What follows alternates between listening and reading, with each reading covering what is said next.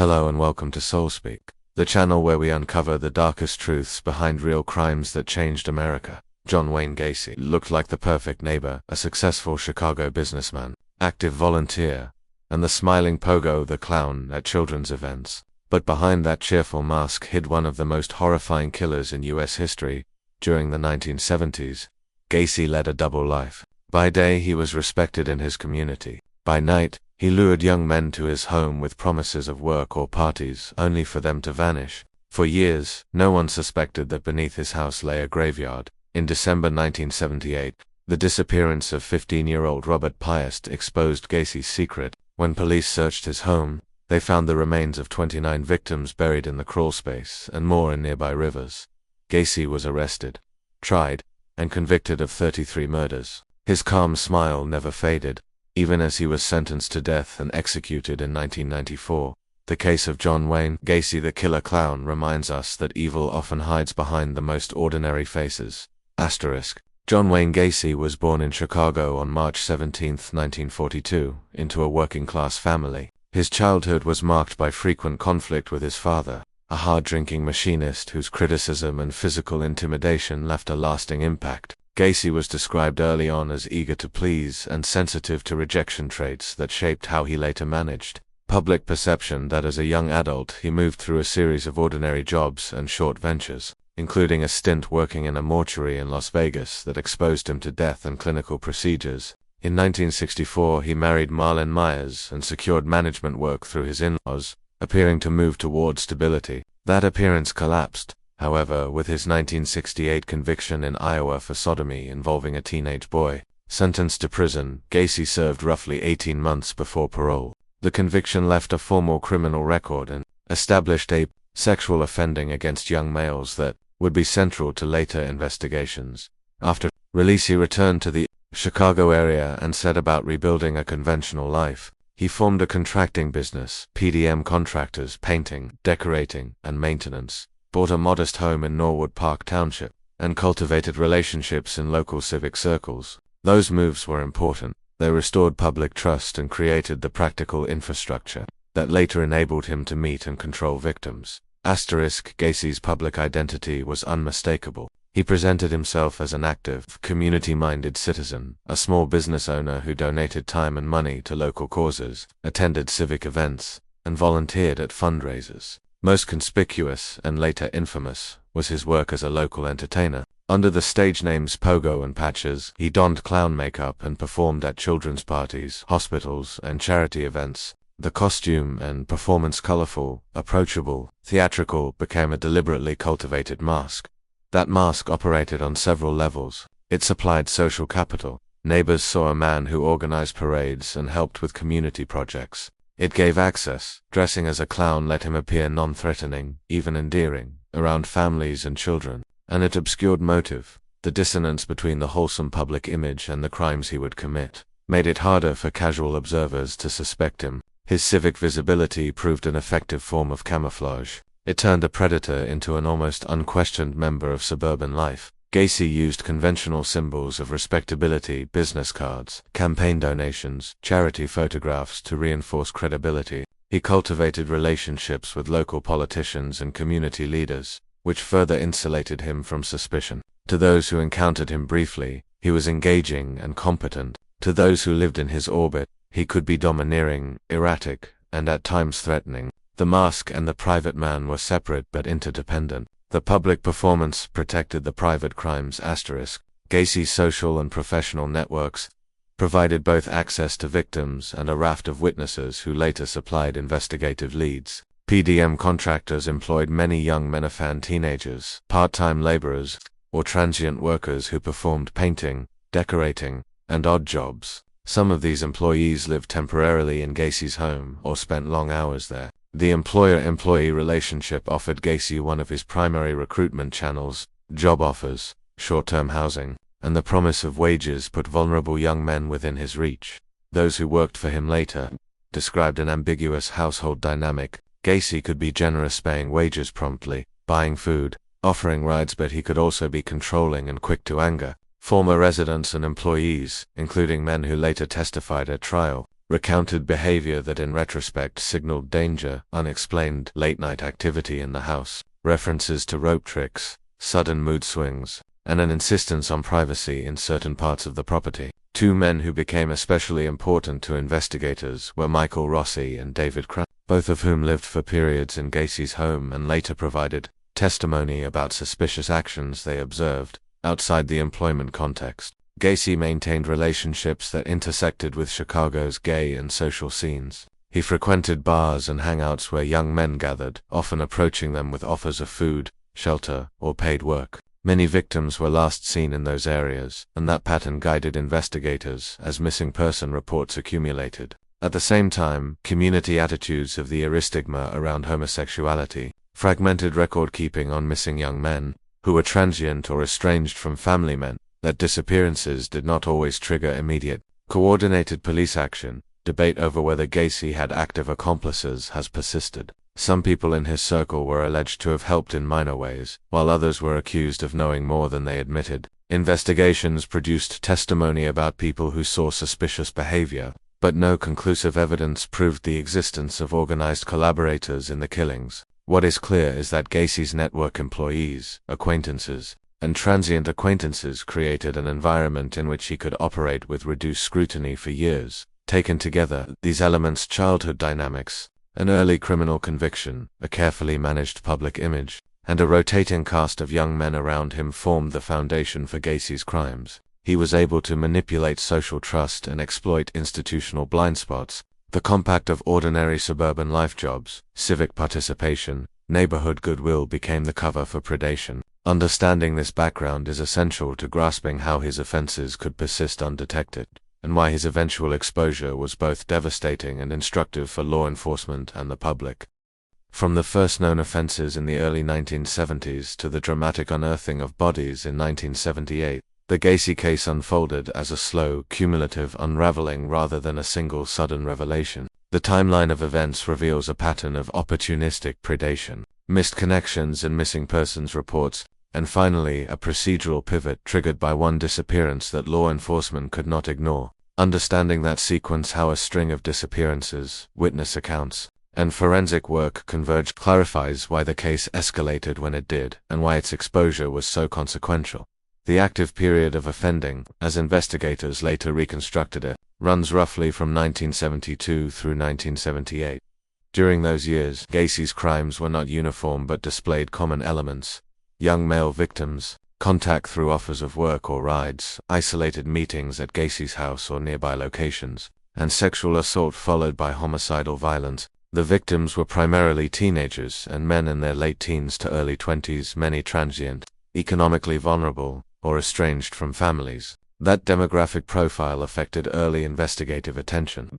Disappearances of transient young men often generated sparse, fragmented reports that were not consistently linked across jurisdictions. For much of the 1970s, the pattern operated under the radar for two reasons. First, many victims were not reported missing promptly, or their disappearances were recorded in different police districts without an obvious common suspect. Second, Gacy's public standing an active small business owner and community volunteer reduced the likelihood that neighbors or civic contacts would suspect him. Practical examples of these dynamics appeared repeatedly. Friends or employers would notice a young man absent for weeks, assume he'd moved on, or attribute gaps to lifestyle choices. In the absence of clear evidence connecting those disappearances, investigations remained discreet and localized. That the chain of events that transformed scattered concern into an intensive homicide probe began with one case that pierced through the procedural fog: the disappearance of Robert "Rob" Piest in December 1978.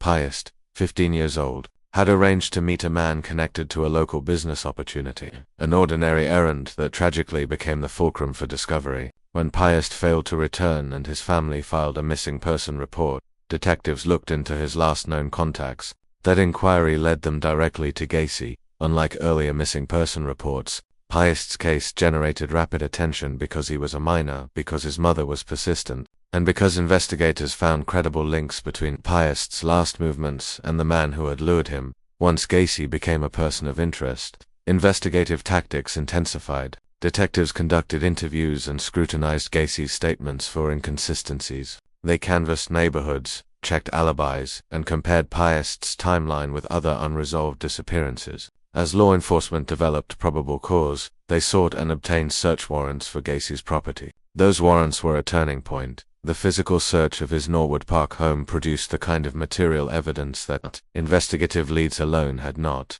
The initial searches revealed a grim tableau. Authorities found human remains buried and concealed in the crawlspace beneath Gacy's house. Additional remains and traces were located elsewhere on the property and in nearby locales. In total, investigators would recover 29 bodies from under and around the residence and attribute to Gacy a total of 33 victims, including remains found in waterways in the surrounding area. The discovery was not a single dramatic excavation but a methodical, technical operation. Forensic teams and investigators worked through tight, contaminated spaces to recover remains, record evidence, and preserve the scene for later prosecution.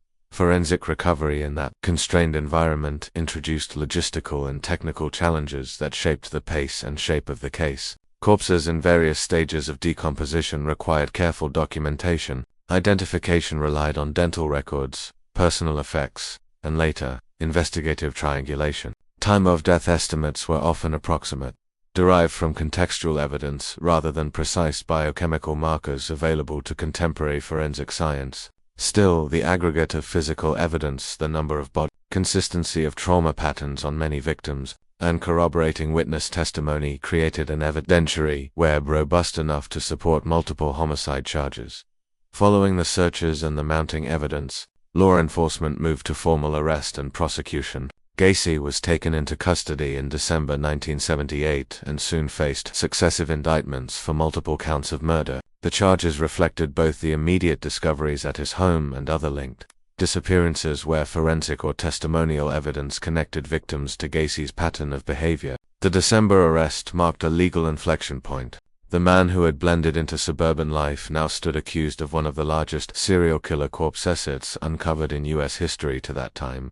Once arrested, procedural developments unfolded along two parallel tracks: investigative consolidation and legal preparation. Detectives continued to assemble the case, interviewing former employees, acquaintances, and anyone who might have seen the missing men in Gacy's orbit. Those interviews yielded critical testimony. Former residents of Gacy's home described odd late-night activity, unusual access restrictions to certain parts of the house, and specific rope tricks that prosecutors argued were rehearsals of the method used to subdue victims. Other witnesses provided last-seen sightings or accounts of men who had accepted work or rides from Gacy and subsequently vanished. At the same time, prosecutors and defense counsel began preparing for trial. The prosecution's strategy centered on tying physical evidence to Gacy through a combination of forensic documentation, witness testimony, and demonstrable patterns of behavior. Defense efforts contended with questions of mental state, attempted to cast doubt on identification and causation,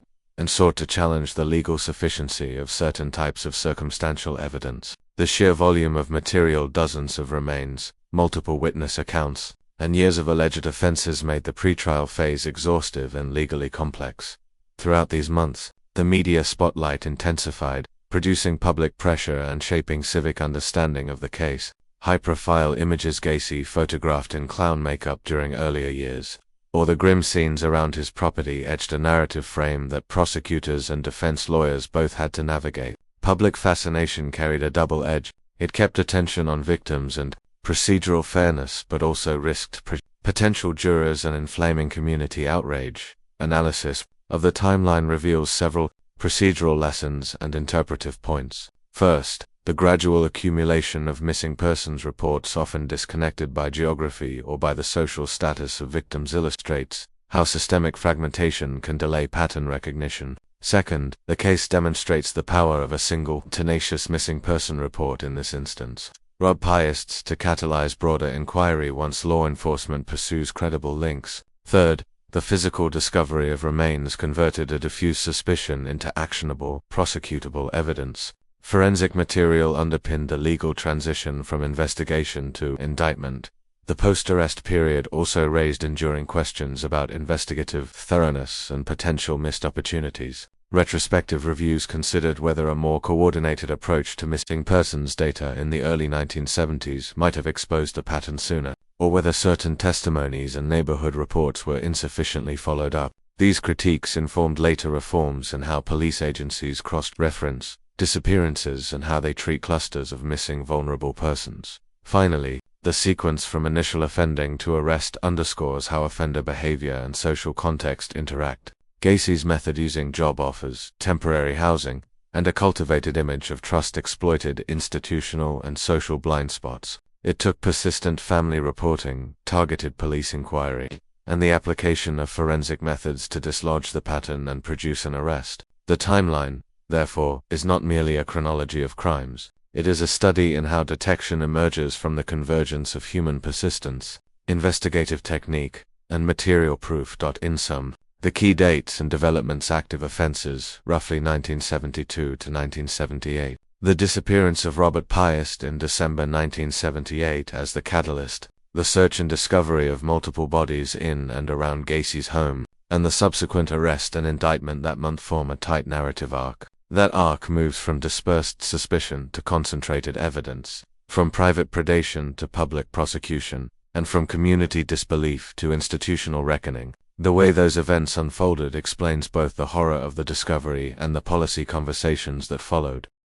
When investigators moved from interviews and tips to a physical search of John Wayne Gacy's property, the inquiry shifted from circumstantial pattern to concrete, material proof. The forensic picture that emerged was a study in concealment and restraint. A house used not only as a living space but as a site for repeated homicides, improvised body storage, and staged disposal. The following sections summarize the search, the nature and disposition of recovered remains, the trauma patterns documented on victims, and the forensic and legal complications that followed, each explained in a focused, evidence-based manner. The search of Gacy's home began with standard warrants and a methodical sweep of the property. The most important discovery was the crawl space beneath the house, a low, confined void reachable only by crawling and characterized by packed dirt and shallow trenches. Investigators found human remains interspersed with construction materials and covering slime or similar powder, and in some places poured concrete. That material had two immediate implications.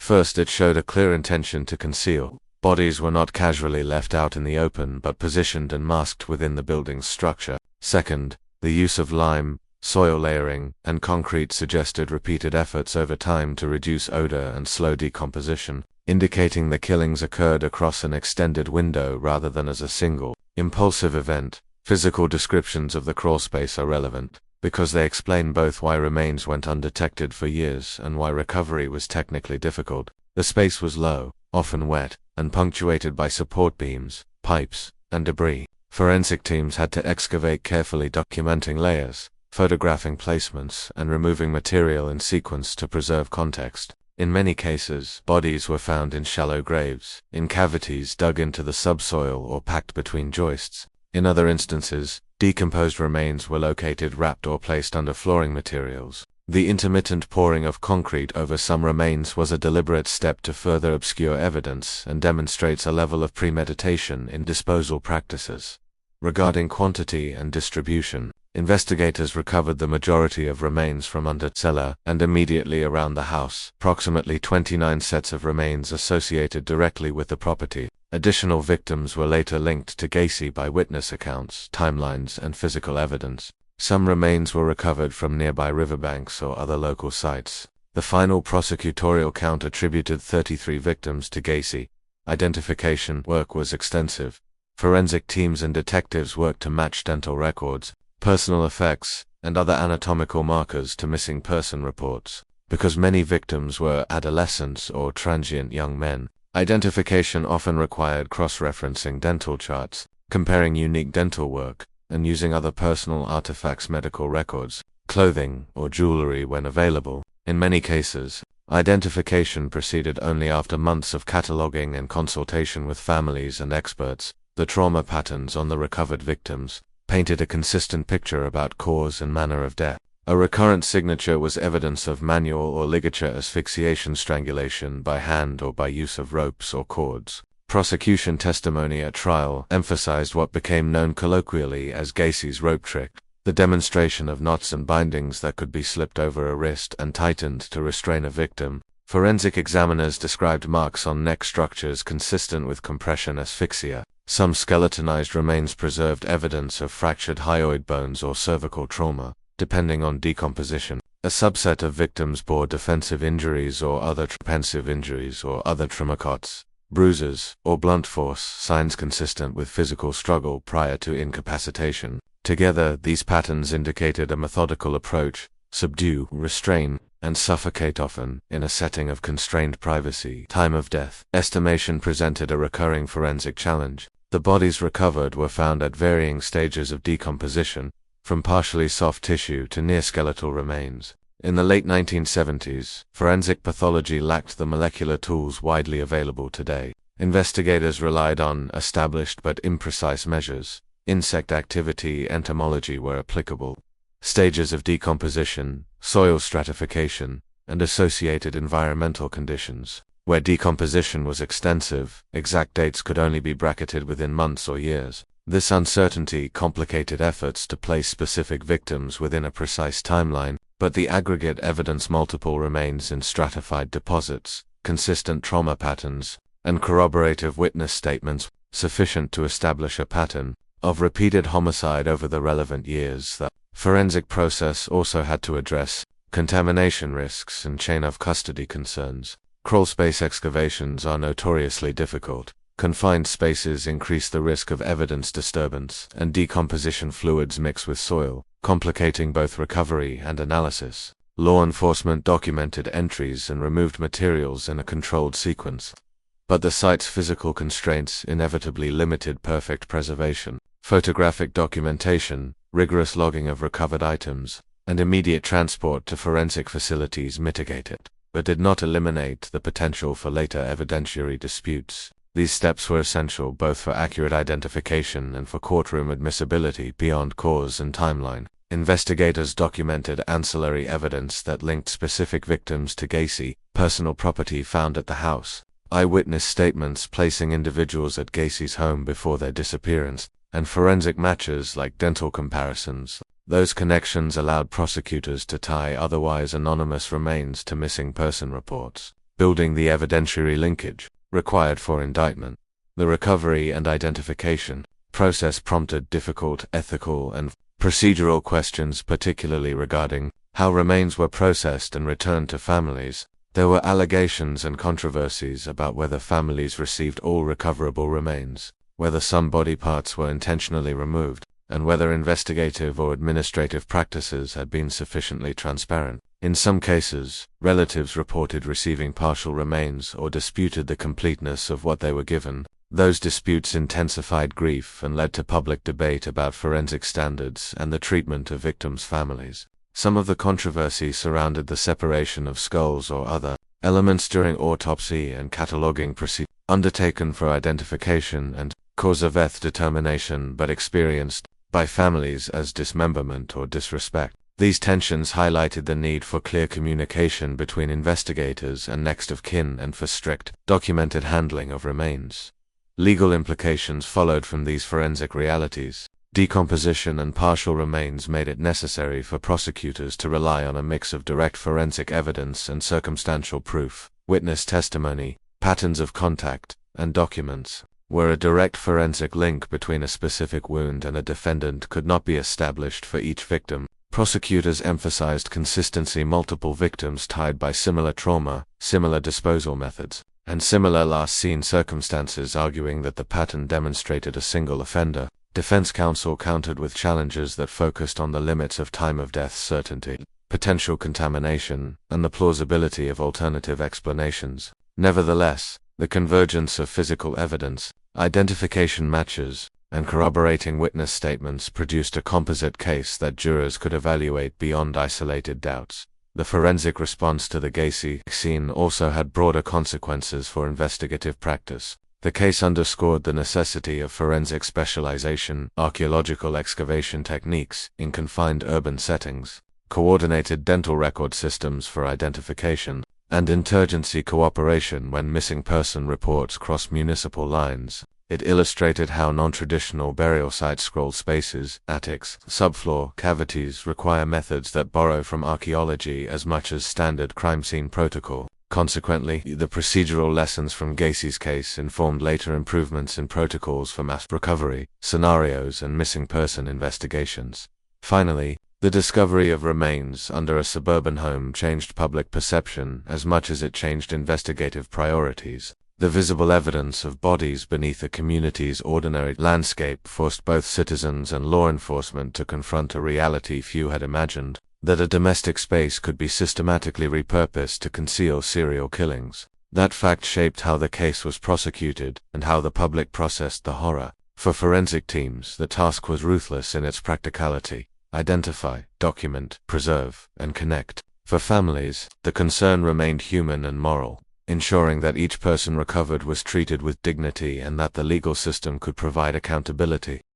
In sum, the forensic record in the Gacy investigation combined difficult excavation work, identification via dental and circumstantial evidence, trauma patterns consistent with ligature and manual asphyxiation, and procedural complexities tied to decomposed and dispersed remains. These elements, taken together, formed the backbone of the prosecution's case while also exposing gaps and challenges that would prompt changes in forensic practice and missing person coordination in the years to follow. When the investigation moved from discovery to prosecution, the trial record and recorded interviews became central to how the case was understood. Two narrative strands ran in parallel. The state assembled an evidentiary account built on physical recovery and witness testimony, while Gacy and his defense offered shifting explanations that combined denial, partial admissions, and claims designed to undercut intent and responsibility. The interplay between Gacy's words, the defense themes, and the forensic record is where the case's most consequential contradictions appear. Gacy's own statements were inconsistent and strategically evasive. In formal interviews with law enforcement and in later recorded conversations with criminal investigators, he used several recurring rhetorical moves. At times he flatly denied direct involvement in many of the killings, presenting himself as someone who might have been in the vicinity but not the principal actor. In other moments he minimized his role, describing actions in passive or technical terms, for example, saying bodies were moved rather than buried, or recasting violent acts as accidental or the result of consensual rough play gone wrong. He also pursued a long-term tactic of redirecting blame by hinting at other possible perpetrators, suggesting the existence of co-conspirators or unnamed persons who took part in the disposal of bodies. These comments created a rhetorical fog around culpability. They sounded like admissions in places and like deflections in others. Interviews, conducted by experienced profiling agents, amplified those ambiguities. Investigators recorded Gacy's attempts to rationalize or normalize reprehensible behavior, presenting some actions as rituals or performances rather than crimes, or to claim memory lapses. When questioned about specific victims or detailed elements of disposal, he sometimes resorted to evasive language or shifted the timeline. That pattern, partial truth, selective memory, and overt denial, required prosecutors to place less weight on self-reported narratives and more on empirical linkage, witness testimony, physical evidence from the crawl space and other sites, and identification matches.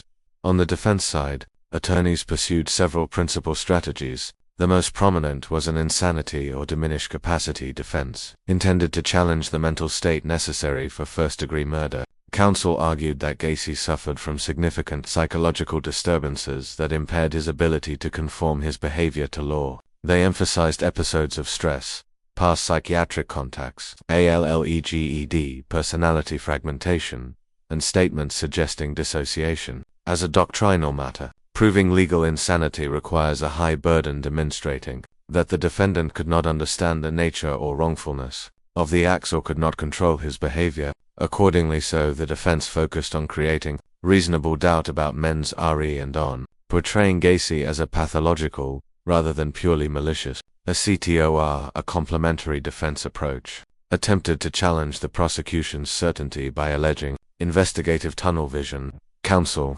contended investigators had prematurely focused on Gacy to the exclusion of other plausible suspects, or that they overinterpreted circumstantial links between victims and the defendant. That argument had two tactical aims. First, to create doubt about whether Gacy alone committed the full range of offenses, and second, to highlight any procedural lapses, errors in evidence handling, ambiguities in identification, or imprecise time of death estimates that might undercut reliability. Defense counsel also raised the specter of potential accomplices, suggesting that other individuals in Gacy's circle might have participated or had knowledge sufficient to distribute blame.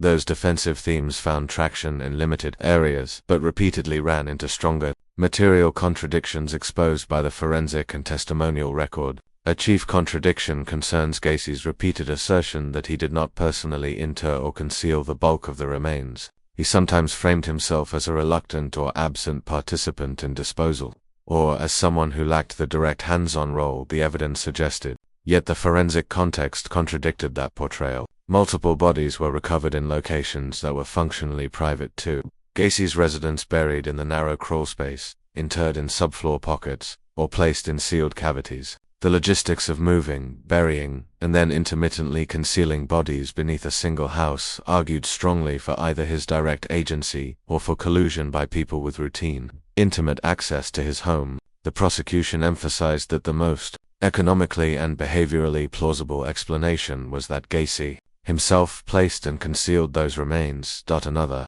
major contradiction appeared between Gacy's descriptions of events and contemporaneous witness testimony. Former employees and lodgers, people who had lived with or near Gacy, provided consistent accounts of late-night activity, unusual access restrictions, and specific demonstrations of the rope trick used as a restraint technique. Several witnesses recounted seeing Gacy working in areas of the house later identified as burial spaces, or described him digging in the crawlspace at odd hours. Those statements squared with the forensic evidence of sequential interments and targeted concealment measures like powdered lime and poured concrete. When Gacy insisted that he neither buried nor directly killed many victims, witnesses and material tracers presented a set of converging data points that contradicted his denials. Survivor testimony amplified the prosecution's narrative and undermined Gacy's claims of innocence or diminished responsibility. Several men who survived attacks or escapes described a similar approach to contact job offers. The promise of temporary work or invitations to parties followed by coercive behavior, sexual assault, and the application of restraints. Their accounts were particularly important because they explained the operational mechanics, how Gacy isolated victims, how he used alcohol and offers of housing or work to reduce resistance, and how he forced compliance through both physical and psychological control. Those lived testimonies provided a behavioral blueprint that matched the trauma patterns found on many victims and the disposal practices documented at the house. For jurors, hearing a living survivor describe near-identical tactics made Gacy's attempts to deny or dissociate less credible. The defense's argument about investigative tunnel vision raised legitimate police questions about whether police could have done more earlier, or whether missing person reports were handled differently. But it did not exonerate Gacy in the face of correlated physical evidence. Tunnel vision claims can succeed if they identify specific investigative failures that materially affect the evidence's reliability. In this case, the evidence collected at the scene remains in private space. Direct witness accounts, and items connecting victims to the residence, made it difficult to sustain a plausible, alternative narrative that excluded Gacy's primary agency. Legal dynamics in court further highlighted contradictions between statements and proof. Prosecutors used Gacy's inconsistent remarks against him, pointing to instances where he minimized involvement in some crimes but admitted to conduct around others, or where he described methods that matched forensic patterns, for example, demonstrating knowledge of knot techniques that paralleled ligature marks. Defense counsel attempted to paint those admissions as the product of coercion, suggestion, or confusion. But prosecutorial narrative combined the admissions with independent corroboration from witnesses and scientists.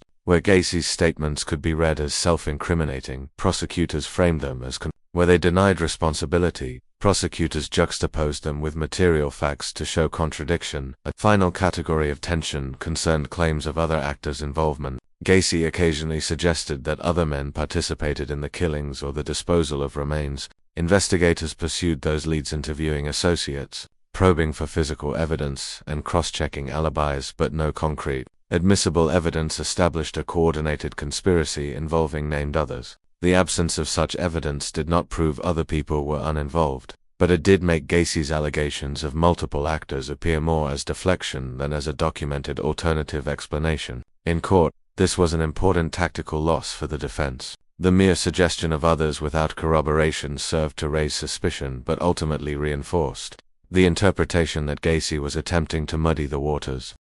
Taken together, the record shows a clash between a defendant who used denial, partial confessions, dissociation, and blame shifting as rhetorical tools, and a prosecution that relied on a dense matrix of forensic recovery and corroborated witness accounts. The most consequential contradictions centered on agency, who physically concealed the remains, method, whether the injuries and pattern of restraint were consistent across victims, and motive, whether violent acts were isolated or repeated with deliberate concealment. Survivors and former residents provided behavioral consistency that linked Gacy to the crimes. Forensic evidence anchored those links in physical reality. Defense themes, insanity, tunnel vision, and alleged accomplices challenged parts of that arc but could not neutralize the cumulative weight of material evidence and testimony. From an evidentiary perspective, the case illustrates how contradictory narratives are resolved in court, not by rhetorical flourish alone, but by the convergence of independent proofs. Gacy's words mattered because they contained both evasions and slips that prosecutors used, but they mattered most when they intersected with corroboration. When his statements matched known forensic details, those admissions carried heavy weight. When his denials collided with physical realities, they were read as self-serving and unreliable. The dynamic between testimony, confession, and material proof made the trial less about a single dramatic confession and more about the slow accumulation of corroborated facts that exposed the contradictions in Gacy's story. If the user would like, the assistant can add direct, cited excerpts from the interview transcripts to illustrate the specific lines of denial, partial admission, and deflection. Those quotes can make the analysis even more concrete and allow readers to judge the tensions between Gacy's own words and the forensic record.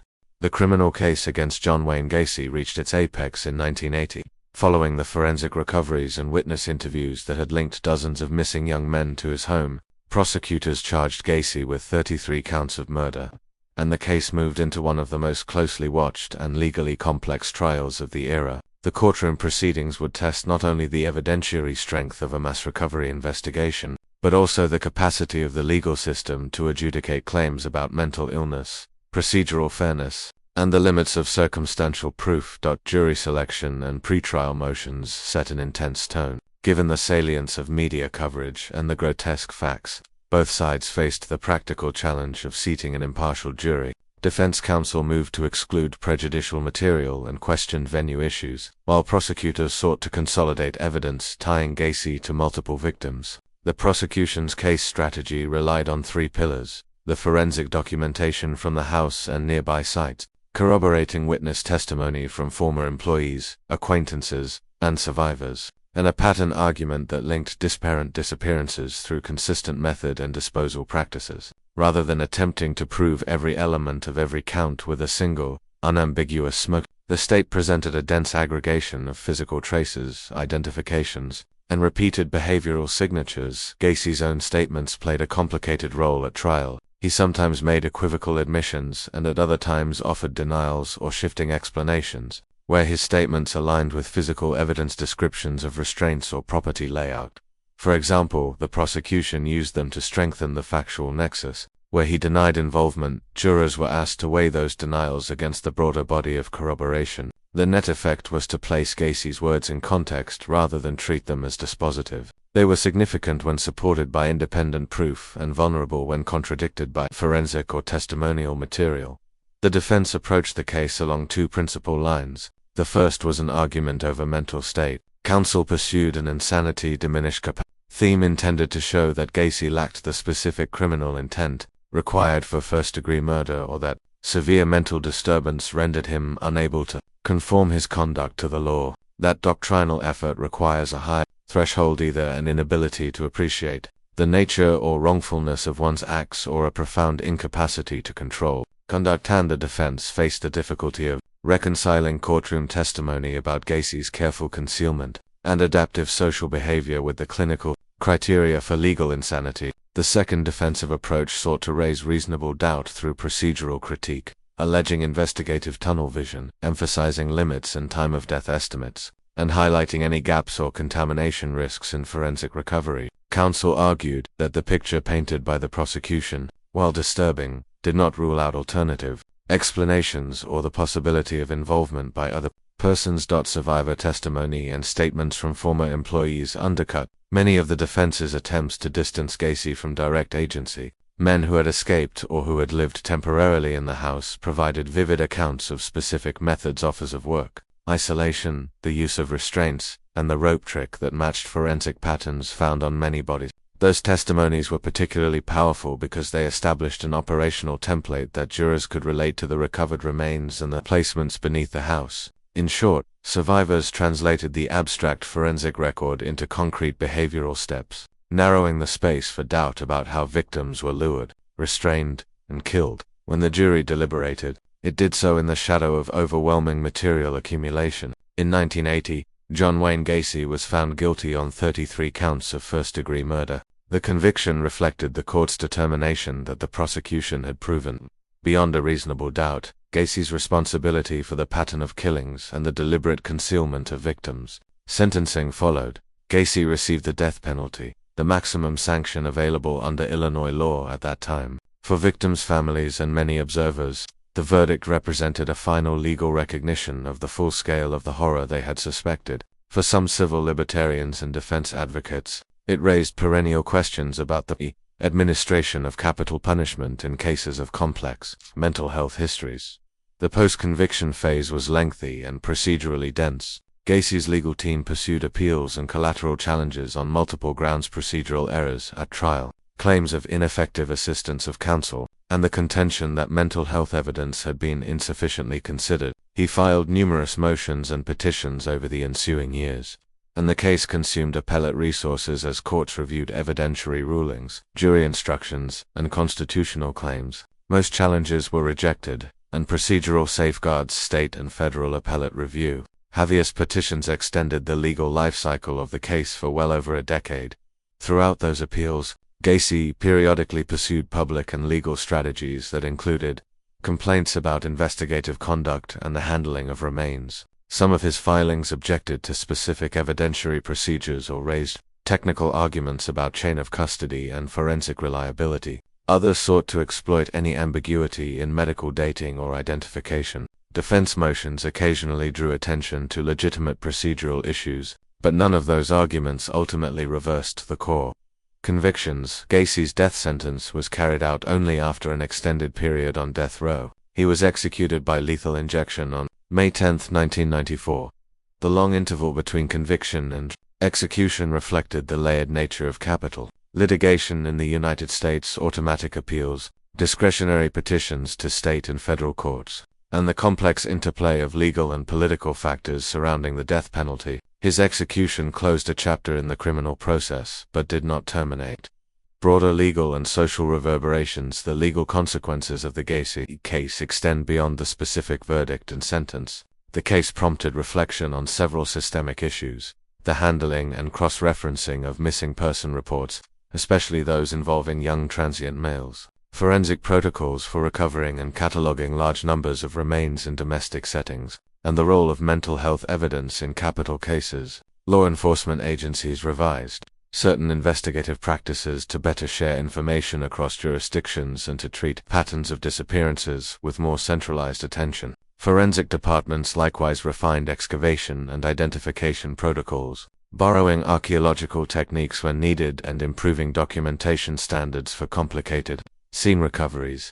Judicially, the case reinforced the difficulties of mounting a successful insanity defense when a defendant's behavior includes deliberate concealment and functional competence in social settings. It also illustrated how cumulative, circumstantial, evidence-consistent trauma patterns, witness corroboration, and physical association of victims with a defendant's private space can satisfy the criminal burden of proof even when scientific dating is imperfect. Finally, the length of post-conviction litigation around Gacy added to ongoing debates about the pace and fairness of capital punishment processes, appeals, and clemency systems. In sum, the 1980 trial, the subsequent appellate history, and the 1994 execution together represent not only the state's legal closure of an extraordinary a series of crimes, but also a case study in how modern criminal justice grapples with recovery scenes, contested mental health claims, and the tension between procedural safeguards and victims' demands for finality. The Gacy litigation reshaped investigative practice and left an enduring imprint on legal conversations about evidence, culpability, and the administration of severe punishment.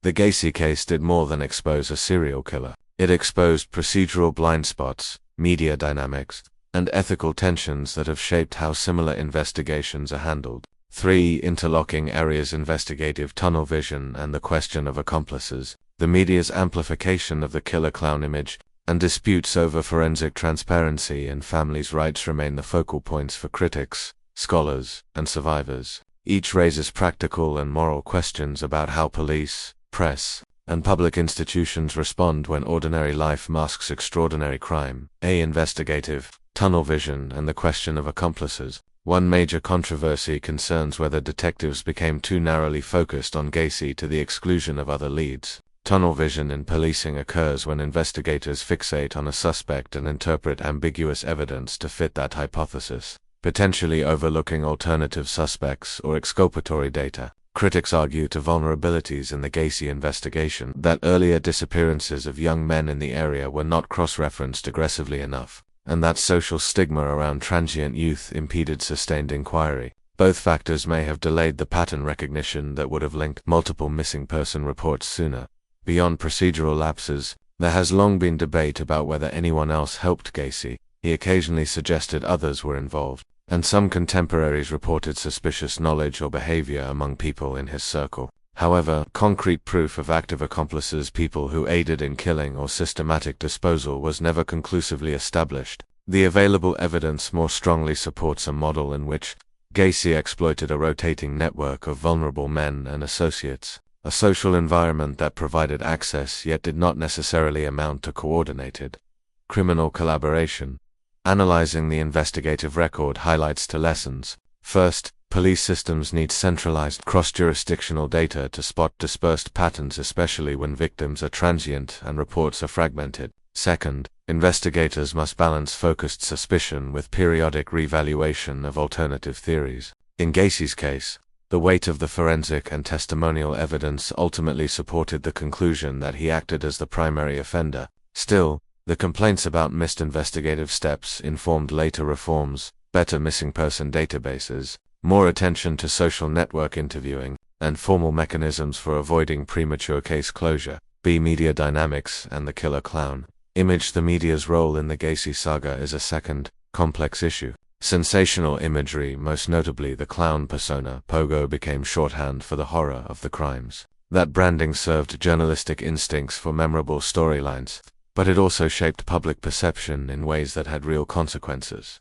The killer clown frame simplified a complicated criminal profile into an easily digestible icon, intensifying public outrage and making the story globally recognizable. At the same time, it risked reducing victims to background props and a lurid narrative about deception and performance. The amplification of a single symbol affected both trial dynamics and ethical reporting considerations. On one hand, vivid coverage kept pressure on authorities and memorialized victims, ensuring the case remained in the public eye. On the other hand, saturated images and sensational headlines can prejudice community views and complicate juror impartiality. In Gacy's trials, defense and prosecution alike had to navigate the tension between necessary public information and potential prejudicial impact. For modern media ethics, the case is a cautionary example. Reporters and editors must weigh the public's appetite for striking visuals against obligations to accuracy, dignity, and non-prejudicial reporting. A subtler consequence lies in cultural memory. The killer clown motif has shadowed both the facts of the case and subsequent representations, true crime shows, documentaries, and fictionalized accounts, sometimes prioritizing myth over nuance. This framing can obscure structural questions: why certain victims were vulnerable, how police systems failed behind a dramatic persona. Responsible storytelling, especially in high-profile crimes, should aim to contextualize sensational details within systemic realities rather than letting a single image dominate the public record. C. Families' rights. Forensic transparency and ethical handling of remains. A third and deeply human controversy concerns the handling of victims' remains and the rights of excavation and forensic processing in the Gacy investigation were technically demanding and emotionally fraught. Families expected, understandably, to receive complete remains and to have transparent, respectful treatment during identification. Instead, disputes arose. Some families felt they received partial remains. Questions emerged about what forensic teams retained for analysis, and public reporting of grisly details intensified family distress. The tension rests on competing obligations. Forensic teams must preserve and sometimes separate parts of remains to determine identity and cause of death. Courts require rigorous documentation, and criminal defense teams are entitled to examine evidence for fairness. At the same time, investigators and medical examiners have an ethical obligation to minimize harm to families, provide clear communication about procedures, and return remains with dignity. Failures in this balancing act invite public distrust, fuel conspiracy claims, and deepen trauma for relatives, particularly when procedures are opaque or poorly explained. To address those issues, best practices distilled from cases like Gacy emphasize timely, compassionate communication with families, written protocols for evidence retainment and return, and independent oversight when large-scale recoveries occur. Transparency without turning families into objects of spectacle can reduce misinformation and help grieving processes. Additionally, the legal system must ensure chain of custody, rules and documentation are rigorous so that forensic necessities do not convert into opportunities for procedural abuse.